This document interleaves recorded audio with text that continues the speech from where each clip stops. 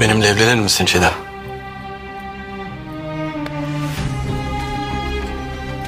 Sana diyor Çiğdemciğim. Yeraltı dizisi yeni bölümünde Azize İsmail'i infaz ettirdiği 4 büyük aile işbirliği içinde olacak. Avrupa'daki dostları da Azize'ye destek verecek.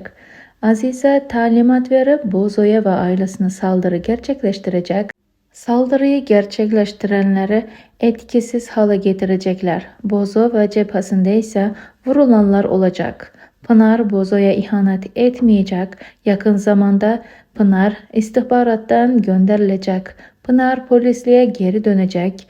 Bozo bu konuda çok yardımcı olacak. Paşa'nın ise Çiğdem'le olan nişanlılık durumu bozulacak. Bozo nişanı iptal edecek ve Doncici'ye bir darbe daha vuracak. Paşa abisini karşısına alsa dahi Pınar'dan vazgeçmeyecek. Fakat Pınar Paşa'ya içinde bulunduğu durumdan dolayı dönemeyecek. Yani anlayacağınız çok güzel sürprizlerle dolu bir bölüm bizlere bekliyor olacak.